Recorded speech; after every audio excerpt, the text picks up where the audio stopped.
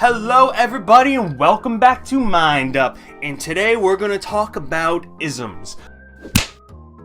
Not any of the isms that you've probably heard. Everyone knows that isms are bad, like optimism. Well, actually that's like the one ism that isn't bad, so scratch that. But today we're going to talk about some strange ones that you probably haven't heard about yet. So let's just jump right into it and start off with RETIFISM. RETIFISM, aka shoe fetish, particularly for men, apparently. Do you like to lick shoes? Do you like to rub up on shoes? Do you like to smell shoes? Do you like to wear them yourself, even though your big foot probably can't fit in it? Because this is only for men. It's men that have a collection of women's shoes, and what I just named off, they like to do things with them. I don't like doing this. I never saw feet particularly pleasant looking, smelling, feeling. Very nasty. I walk around barefoot all the time, so my feet are all like freaking hard on the bottom. It's like a moccasin. It's like a built-in moccasin on my foot. I don't think women particularly would like this thing, because who likes men's feet? I just described mine. Do you want my foot? My middle toe, I wish I could show you. My middle toe is all wonky and but if shoes aren't your thing, ADAMITISM might be your thing. It's nakedness for religious reasons. My friend a long time ago liked to not change his socks, and they used to be black underneath. Black by the time that he would be wearing it over the whole week's time. He would tell people that it's against my religion to change my socks. It's obviously as a joke. He was very lazy and very disgusting and dirty person. But yeah, it's being if you like to be naked, I don't think it's like going to, like, not a convention, but what is it, like a gathering of the juggalos, but gathering of the naked people, those wilderness communities. I don't think it's that, because it's for religious reasons. I'm sure some of those people do it for a religious reason. Wait, so does this mean that I can walk around public naked and just say it's for religious reasons?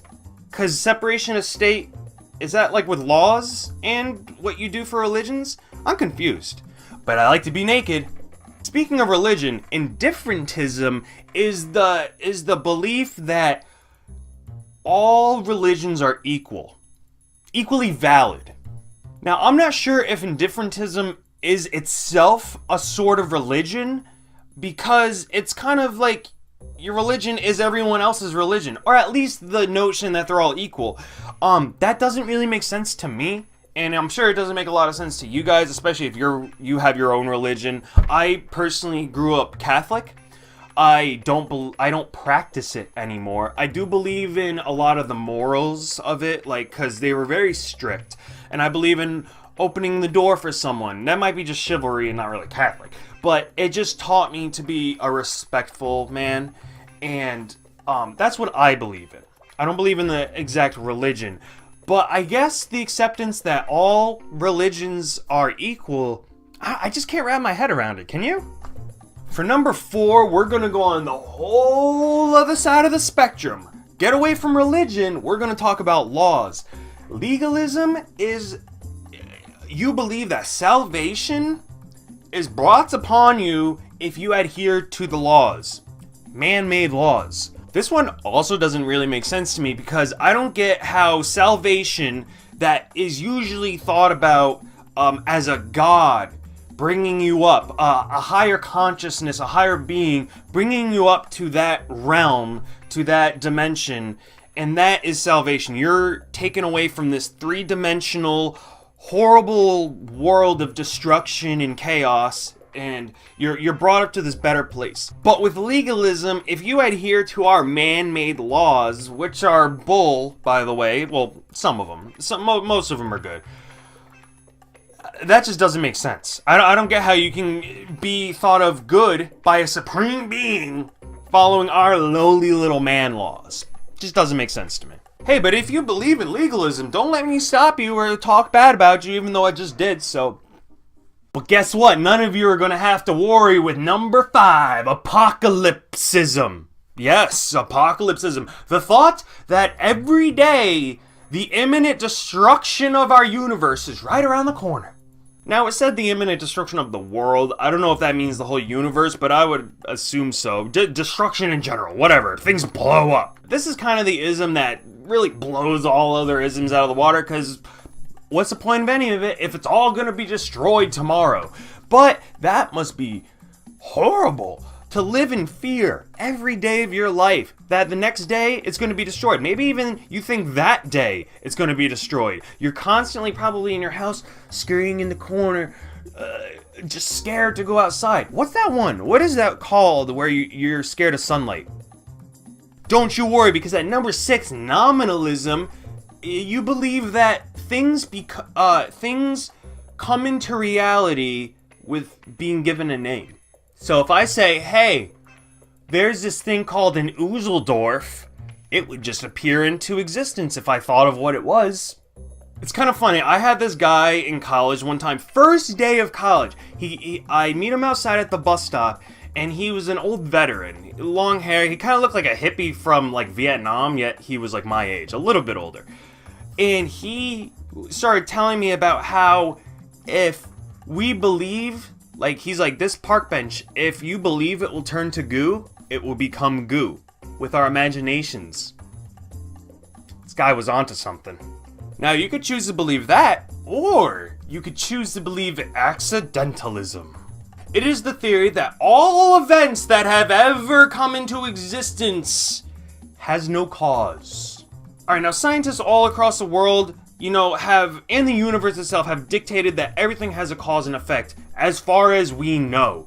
But what if everything was by accident? Not if I push this wobble, I caused it, or was it by accident? No, because I thought of it.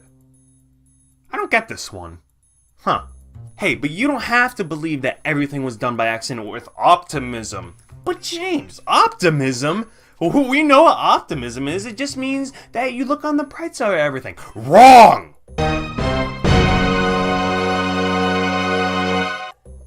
It means that we are in the best possible...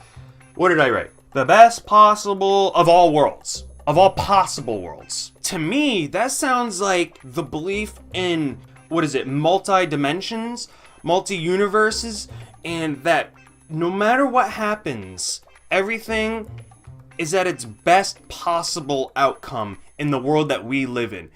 I will be honest, I have noticed in my past a bunch of things that should have gone wrong in my life, yet almost by luck, almost by the direction of the wind, changed my outcome in my life. So I've done my fair things of, did I say that right? In the past. And I never got in trouble, as a young kid, but I feel like I should have. And if it wasn't for those bad things happening, that made me realize, hey, don't do bad things, and I went on with my life. But it almost seems like this always had continued in my life, that when something was going to happen, it changed around in an instant. And I feel like that doesn't happen for a lot of people, a lot of bad things happen out there, but it's just something to ponder about, optimism. Okay, so our second to last ism is totemism.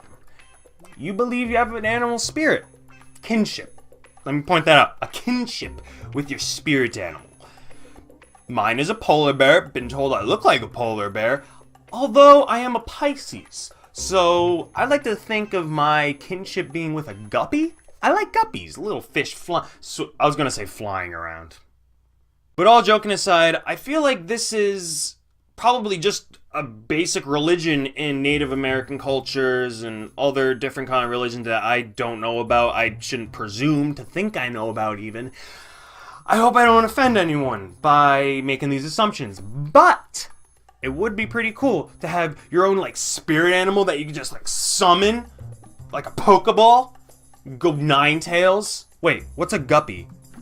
Sharpedo. I just spit everywhere. Okay, and for our very last ism, it is somatism, which equals materialism. That was the definition I found. Okay, go look up what materialism is. I probably should have included it. It means that we like stuff. You like stuff? You like stuff? I like stuff. Everyone likes stuff, except non-materialistic people. Religious, you know, monks, stuff like that. But yeah, that means you're a somatist.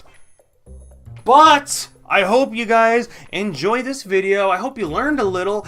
You can leave a comment down below of what your favorite ism off this list was, or feel free to tell me something that I didn't include on this list, because I like to learn. I'm sure you like to learn. That's why you're watching this channel right now. Or you just happen to click on it by accident, and you probably won't watch again. But I hope you guys have a good day. Be optimistic, and I'll see you in the next one. Bye.